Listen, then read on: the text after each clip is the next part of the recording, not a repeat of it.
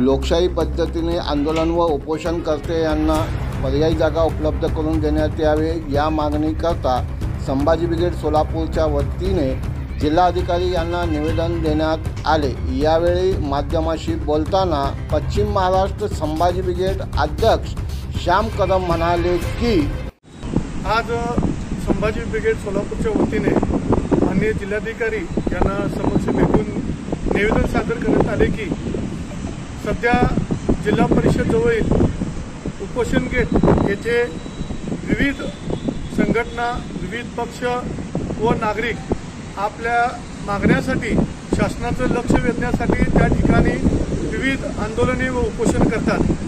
पण गेल्या अनेक दिवसापासून त्या उपोषण गेटजवळ अनेक अतिक्रमणधारकांनी तिथे खोके टाकून अतिक्रमण केलेलं आहे।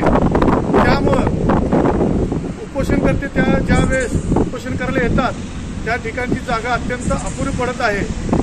त्यामुळे जर एकाच वेळी 8-10 जर उपोषण असेल किंवा आंदोलन असेल तर अत्यंत त्या ठिकाणी जागेअभावी त्या उपोषणकर्त्यांची हेळसांड होत आहे। आणि त्यातच जर आडम मास्तरसारखे मोठे मोर्चे आंदोलन असेल तर जे आंदोलन आहेत त्यांच्याकडे दुर्लक्ष होत आहे। त्यामुळे आम्ही संभाजी ब्रिगेडच्या वतीने आज जिल्हाधिकाऱ्यांना निवेदन दिले की एक जिल्हाधिकारी कार्यालय नवीन इमारतीमध्ये 7 रस्ता येथे स्थलांतरित झालेला आहे।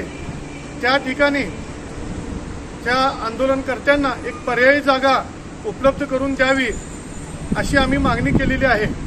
निश्चितच जिल्हाधिकारी साहेब या मागणीचा विचार करून या 7 रस्ता येथे आंदोलन आणि उपोषणास परवानगी देतील, जेणेकरून उपोषण गेटवर जे आंदोलनाचा भार आहे तो निश्चितच कमी होईल। यावेळी निवेदन देताना संभाजी ब्रिगेड पश्चिम महाराष्ट्र अध्यक्ष श्याम कदम, सोलापूर जिल्हा अध्यक्ष संभाजीराजे भोसले, संभाजी ब्रिगेड कार्य अध्यक्ष अरविंद शेळके, रमेश चव्हाण यांच्यासह संभाजी ब्रिगेडचे पदाधिकारी व कार्यकर्ता मोठ्या संख्येने उपस्थित होते।